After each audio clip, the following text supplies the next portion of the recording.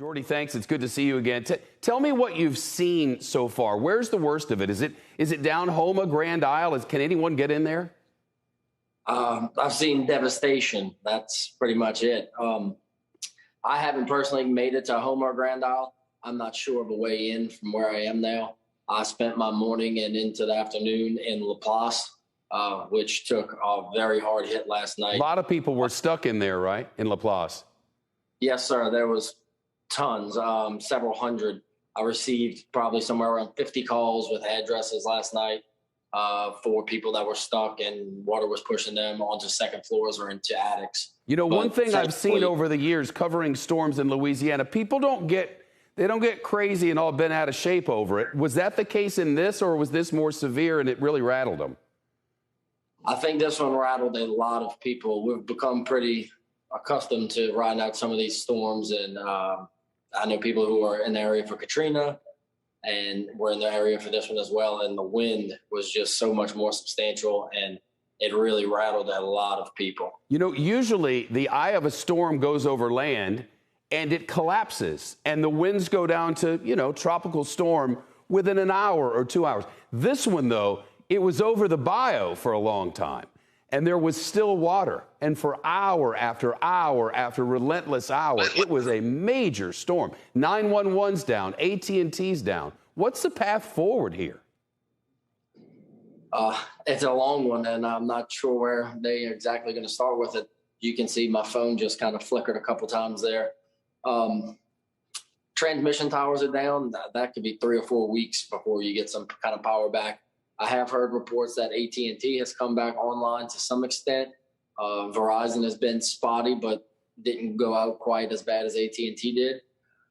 So it just makes it hard in those areas. I have volunteers out.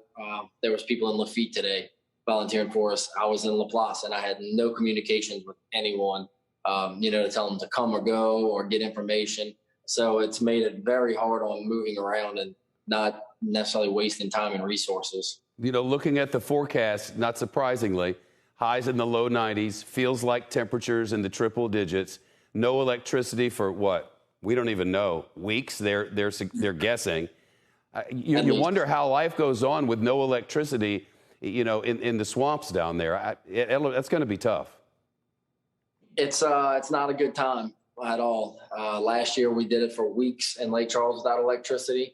And that's just kind of where we go to our phase 2, we call it, of our volunteer work. And we bring in, donations of food, water, ice, hot meals, non-perishables, things like that, gas, generators, as much as we can to try to, help these people and keep people safe and fed, hydrated, things like that in the areas, because some people that just lost everything still have no option to leave or anywhere to go. We're at sunset, and from everything we've been told by every official we can reach, nobody's been to Grand Isle yet. We hear there are 30 people there who might need some help. What? Go ahead. I've heard very little from Grand Isle. I guess there's no communication, like they said. I think it was only accessible by air right now. So I'm not up to date on the Grand Isle situation, but they took a very hard hit. Grand Isle and Port Fourchon got really the brunt of it, and then up into Houma took it hard as well. Yeah, you mentioned Port Fourchon. Port Fourchon had the right side of the eye of the storm over it for something like 2 hours.